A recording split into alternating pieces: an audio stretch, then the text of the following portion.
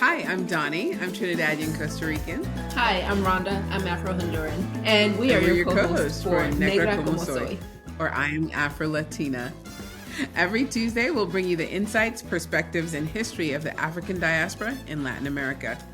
To educate, enlighten, and hopefully create a sense of belonging for you, our listeners and viewers. Negra como soy is brought to you by Cultures, the global multicultural magazine. Cultures celebrates cross-cultural identity because everyone should feel like they matter. ¿Qué tal, Rhonda? ¿Qué tal? Dani, ¿qué feos? ¿Cómo estás? Estoy bien, ¿y tú? Bien, bien. Sí, hace Fantástico. calor, entonces estoy muy feliz. Sí, pero... Sí. Oh, no, pero... ¿Por qué? But... I said but... Porque no estoy en Colorado y Colorado estaba nevando. Yeah. Yeah. I'm just happy to understand. be in Tucson where it's nice and warm. My husband is in Colorado. It was snowing yesterday. I'm just so happy to I know that you don't like the... Remember we were in Costa Rica and you wanted me to open the windows and turn off the air conditioning and I just looked at you? Yes, you literally said, I don't think we can travel together. I was like, Because you know I don't like the heat. I cannot, my body cannot handle the heat. So I'm in Colombia right now and it rained. It rains a lot, which I love. Everybody else is like, oh, I need an umbrella. I'm like, Julia, I'm running out in the rain. I like it. I like the temperature. I like the coolness. It's good for me. So today, though, we have a wonderful guest. I'll let you introduce him. Yes, we do. We have an incredible human being, Dr. Jamal Fruster. And if I may just share a little bit of his bio because it's amazing. He is a life coach, a speaker. He is a healthcare professional. He helps other professionals heal their minds and their bodies while strengthening the soul. So he refers to himself as the hype man for humanity. And let me tell you, that is absolutely a perfect descriptor for who this person is in the world. He is hype and he hypes the people around him up. Just a beautiful soul on a life mission to provide for the tired provider and to shift healthcare from inside out, making it more sustainable for those that work in it. Dr. Jamal is currently in his 7th month of practice at the Source Chiropractic in Tucson, Arizona. He's the founder of That Something Life, a coaching company, and he is also the host of Soul Coffee Podcast, which is an incredible and inspirational podcast. If you ever need something uplifting, check out the Soul Coffee Podcast. And we're bringing him on just to kind of hype us up and share in the energy of today. Welcome, Dr. Jamal. Oh, it's so good to be here, ladies. Thank you for the invitation, and I'm so excited to just dive in with y'all. Yes, We are the real Davy here. Calm. You got the calm coffee voice this morning, but is that not the normal voice? I thought this was the normal voice. No, it's the mic. Does, it's all the mic. It's all the mic. I love it. Well, dive in, Dr. Rhonda. What should we know? What should we know? Yes, absolutely. I was giving a quiet moment in case Dr. Jamal wanted to share a little bit more because there was a lot that I left out of his amazing resume. But we're so happy to have you on here this morning. I will jump right into questions if that's okay. Yeah, let's dive in, sis. My apologies for letting the quiet. I'm just appreciative of the smiles. It's good to see some melanin. It's good to see some locks. So it's got to be a good Friday. Yes, it is a good Friday. But tell us about where you're from and just tell us where you're coming from and why Tucson. Yeah, so geographically, I'm born and raised in East Hartford, Connecticut. I'm the son of a beautiful Peruvian queen and my father's a black king. I was born and raised in East Hartford, Connecticut. I was there for about 23 years before I went to Atlanta, Georgia, where I completed my doctorate of chiropractic in about 4.5 years. Before going to the Bay in the beginning of 2021 for a few months before moving to Tucson. in November of 2020, my mentor, Dr. Brett Jones, who's also a black chiropractor and one of the best in the game, I say that humbly and with love and excitement, as we need more of that. But he hit me up in November 2020. He was like, "Yo, bro, we're thinking about moving to Tucson. You down?" And I said, "Hell yeah!" Like, absolute. I mean, like, yo, let's go, without a doubt. As I just felt a call and I felt a charge, and it just felt really, really good, y'all. Like, it felt really, really good. And then Dr. Rhonda, I believe we met in, I think it was May. It was pretty early on, if not sooner, in my time here in Tucson. But Tucson's felt like the most natural next step in my life expression. I love the mountains. I love the access to nature. I love how it's nice and well distributed. I love the food. And it's a really great invitation for me to just continue to deepen my quality in my layer of Spanish and connecting and serving the people native here, the Latinos or the Latino population, which I'm excited to expand into, as this year comes around, and just continue to dive deep. That's awesome. Wow, that was a nice sales pitch for Tucson. Hey, Dr. Rhonda, you never pitched it to me like that.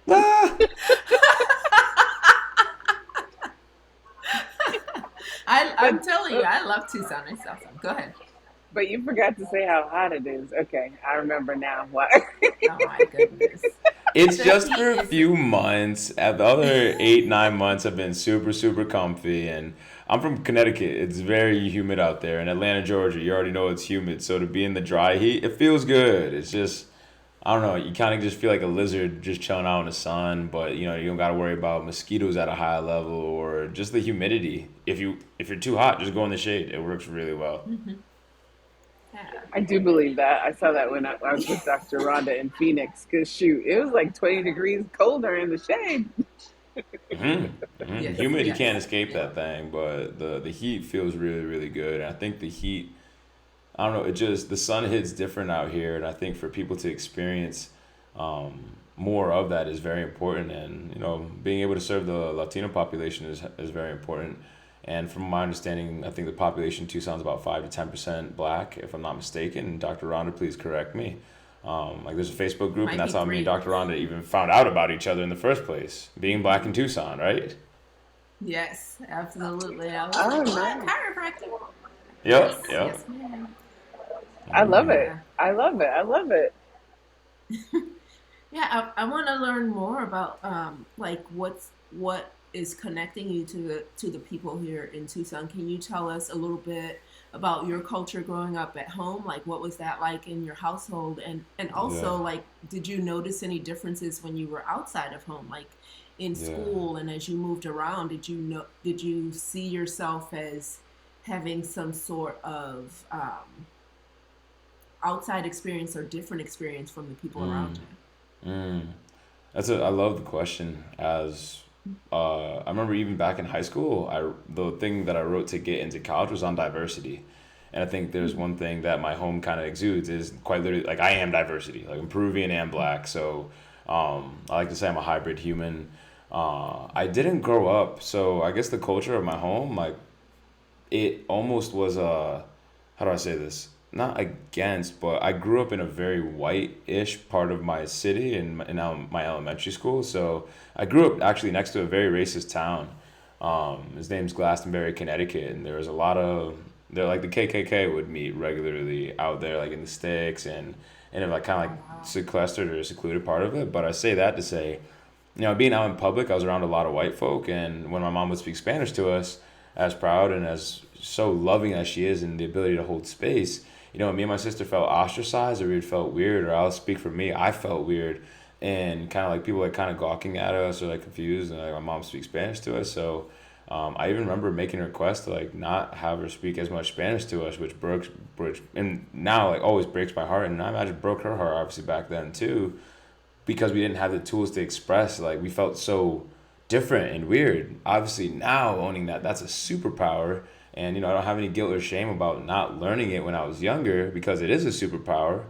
But the outside environment that I grew up in, like I wasn't around many black folk in elementary school, and it wasn't until I got to middle school where I actually made one of my first like actual like black friends, and Chris Williams, and that's when I started to dive in. But middle school, it took all the 8 or 9 elementary schools in East Hartford and brought them together.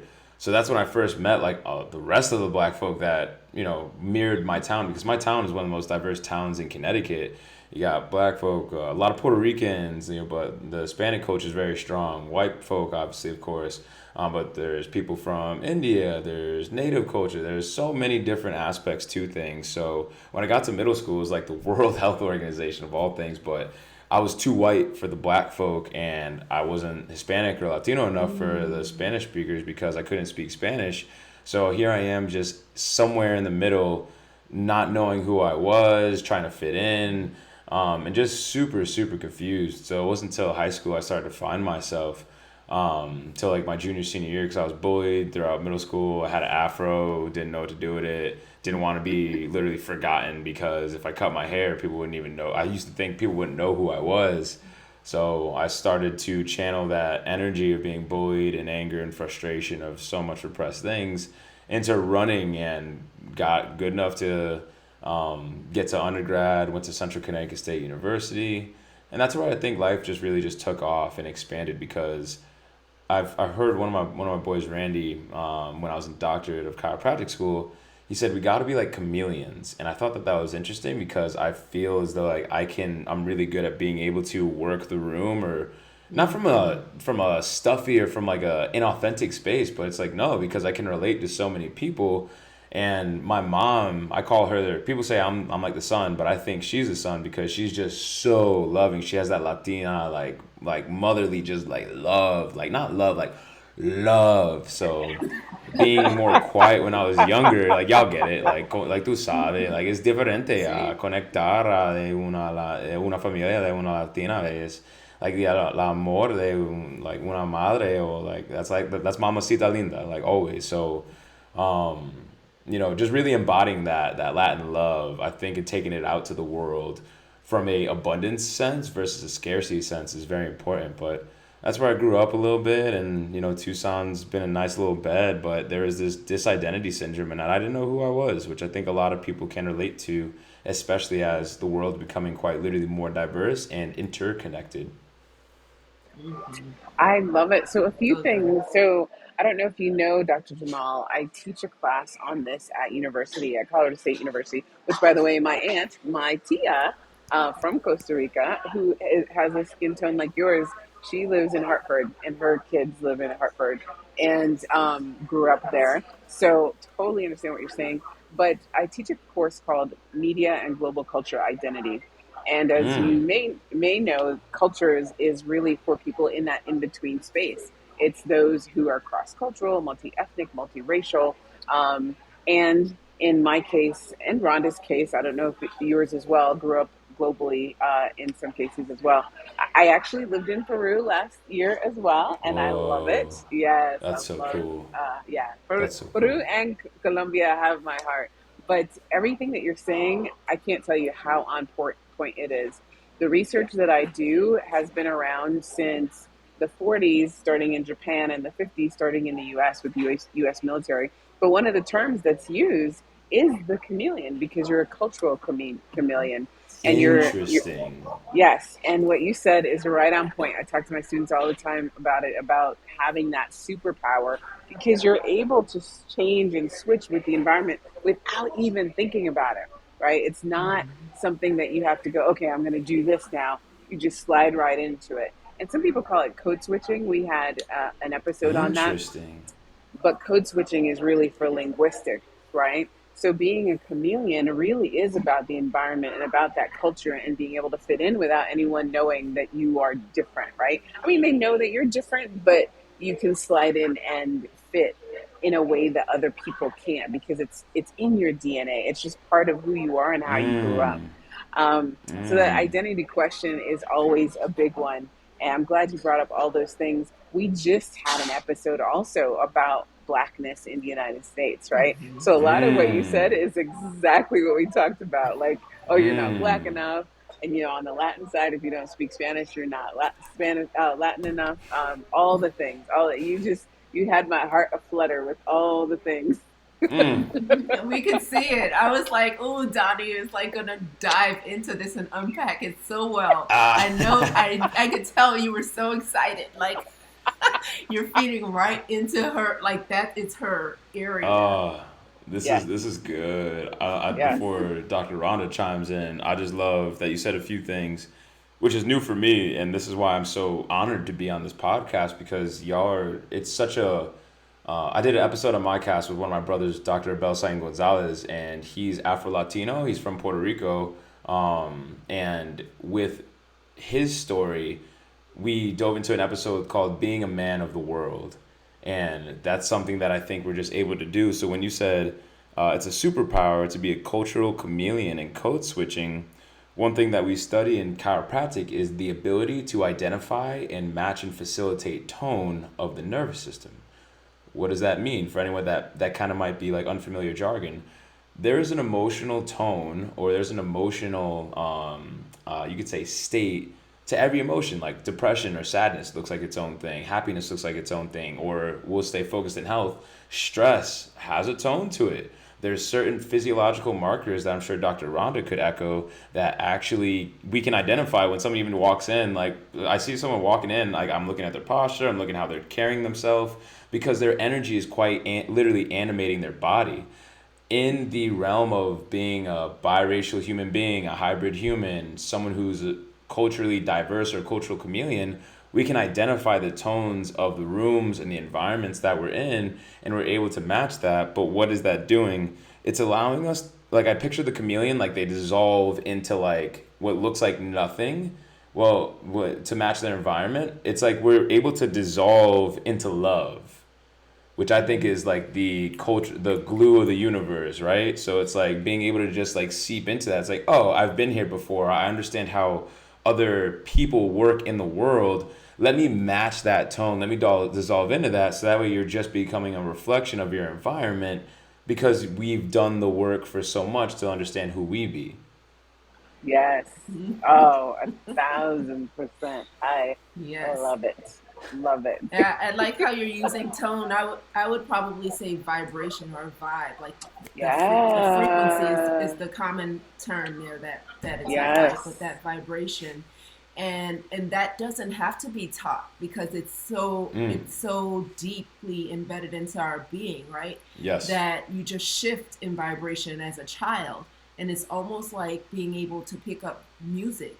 Kids that grow Yes. up in a musical household, they don't have to be taught the scales. They hear it, and those frequencies are embedded into their brain patterning that they can discern, oh, that's an A, that's a C, that's this. They can switch and follow it, right? Without that teaching. And so growing up with all of these different cultural interventions or installments Interaction. from this Yeah, yeah, school, yeah. the school environment, the church environment, the club environment, the at home with grandma, the at home with the work parents. All of these things are there so that we automatically tune ourselves, right? To use your language, we're tuning ourselves to match that frequency, that vibration that we just stepped into. I Ooh, it's love like a that. tuning fork. You just made me think of a tuning fork, Yes. right? Like, Yes. I Yeah. do We love have that. this That's great. ability to connect to that frequency. That is beautiful. I This love is that. good. It Yes. turns the life experience into an appreciation of who we be, and what's the expression as there's a philosophy in chiropractic. Did y'all know this? I'm all about I chiropractic. I go to my chiropractor every 2 weeks. My stepmom, who's Barbadian, she was like, "Oh, does something hurt?" I'm like, "No, I'll make sure it doesn't hurt. Like I go regularly to make sure I'm in tune, right?" So anyway, go back to what you're saying. No, that's beautiful because my mentor, I guess, said it this last week. But life is about discovering, what is your music, what is your song, and then attuning yourself so that way you can simply allow it to play. There's a principle in chiropractic, and it's the chiropractic meaning to life. You might hear that age-old question, what's the meaning to life? What's the meaning to life? Well, the chiropractic philosophy defines it as it's the expression of intelligence through matter. Oh wow, that was deep.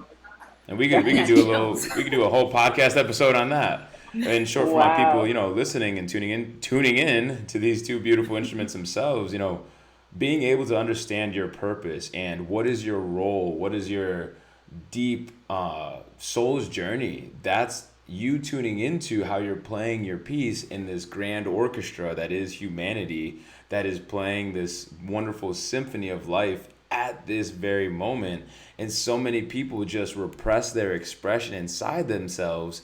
And yes, that leads to not just only like disease, depression, lostness, mental fog, all these different things, but you're quite literally designed to play your song for the world, sing your song for the world, and it's okay to give yourself permission to do just that. And because I imagine majority of y'all listen into, might have a little melanin in your skin, or you speak a different language, or you of a diverse tone, you're what's needed, especially if you live in the United States, because there is this very robotic, disconnected expression that we need diversity to be able to shake things up, because a lot of the world, if you don't effort to express yourself, they will build constructs, or they already built constructs for you to turn down your expression or just be put into the box of another expression, when it's like, yo, you're a deluxe oboe from Colombia. You're not supposed to sound like a piano from Wisconsin, and you're not supposed to sound like a guitar from Spain, and you're not supposed to sound like a didgeridoo from Australia.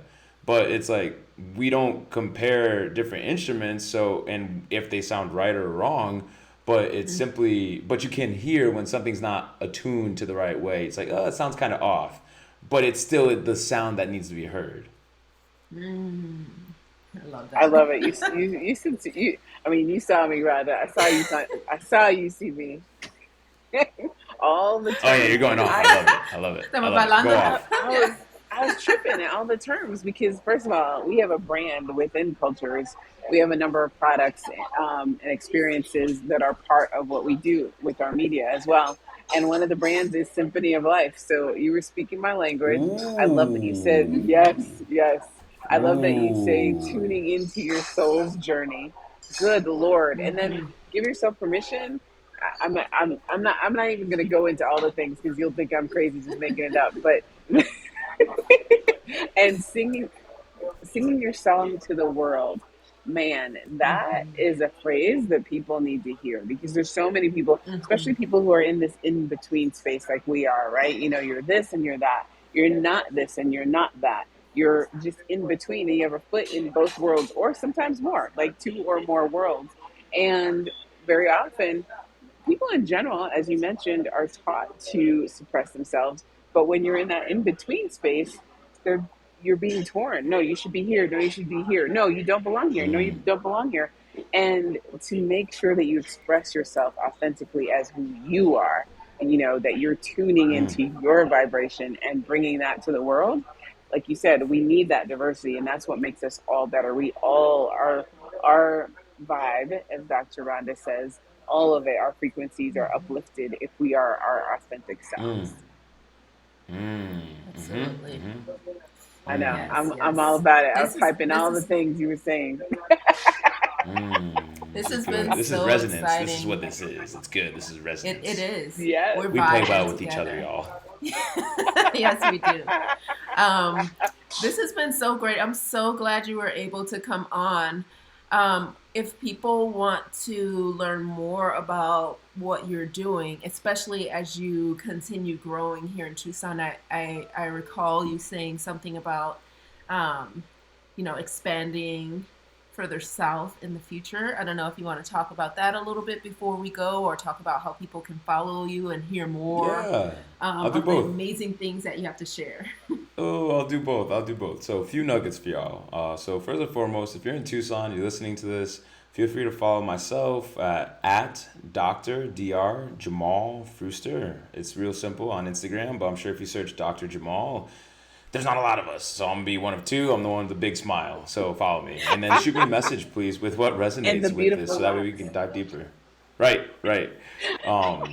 But we are looking to expand as we are franchise, the Source Chiropractic franchise. We have Oakland was our flagship location. Denver was our second location. Tucson was our third location. We have the Source St. Petersburg with Dr. Dylan Mon out in St. Petersburg, Florida. And then we got the Source Dallas, which is on the come up with Dr. Zach Thompson. So we have a lot of different avenues and venues, but you can follow us on Instagram at Source Cairo Tucson and see some of the work. I always tell my people, or people in the community, I'm like, I am a farmer. One, I'm not looking to hunt and just find that next like new patient, or like there's a lot of chiropractors do a lot of just weird things, y'all. They do a lot of weird things. But I just tell people, I'm like, yo, come visit. I'm like, come say hi, come see our space, like come literally come feel our energy, come feel us, or like check out some of our videos, like let us know what questions you have, or if that just feels good to you, or if it invokes curiosity, because we're of the care of hope-based or inspiration-based care. We're not here to fear you, manipulate you, or just try and I'm not, straight up, I'm not trying to convince you on anything. One, I know we do an amazing freaking service on helping you understand why is it that you're experiencing what you're experiencing. So if you're curious to that, or like Doni said, she goes to a chiropractor, she's not in pain, she wants to continue to prevent that. We're of a functional, holistic prevention paradigm. We help clear your misalignments, yes, of the spine, but physically, mentally, emotionally, and spiritually, quite literally. And if that sounds different or sounds weird, well, cool. Like, I'm not the basic 65-year-old white male chiropractor. I'm 28, I'm black and Peruvian. I do this thing in a very fun way. I like to think that I have a smooth jazz kind of vibe in chiropractic. So if that invokes something inside you, come find us. But like Dr. Rhonda said, we are looking to expand in Tucson. It's a very wide area. So I'd like to personally, in the next, ideally several months, or, beginning next year, would like to expand a little bit more centrally to connect to more folks that speak Spanish, because I think it's very important to connect people in that capacity. So that's on the come up. But if you listen to this before March 26th, we're doing an event called Soul Revival. Long short, it's exactly what it sounds. If you feel like your soul just needs like a jump start, it needs a charge, it needs a pouring into, you feel like you've just been leaking yourself or letting it just dry out all the time, let us juice you up, let us rejuvenate you, as it's going to be a hybrid experience, 1-day event, full day immersion, 8 to 8. It's like a Tony Robbins meets meditation, meets movement breathwork meditation, meets ecstatic dance and healing, meets fun individuals and just beings that just want to help invoke the spirit and the bigness and the grandeur of this life experience, as it's been so compressed the last 2 years. So if that charges you, if that interests you, feel free to hit me up. There's a whole IG on that as well. Soul Revival, I think 2022. But it's going to be an amazing experience. It's going to be March 26th. So next Saturday. And that's in Tucson. After that. And it's all good. I was like, we're going to be doing it every year. And we do events weekly, like quite literally weekly, at our office space or just in the community. So just follow us, y'all. It's a really fun time. Love it. Thank you so Doni, much. I know you had a good time, right? All the things. My heart is singing right now. So good. This is so good. Thank you so much for joining us. This was a great time. You're welcome back anytime, right? So if you want to chat with us again, we're here. Well, I'm honored, and I'd love to have further conversations, and would love to have y'all on Soul Coffee and collaborate in the meantime and bring more awareness and light to what y'all are doing with cultures, and then with this podcast. So we'll be chatting for sure and diving deeper. Thank you so much. Gracias. Adios. Yes. All right. Ciao.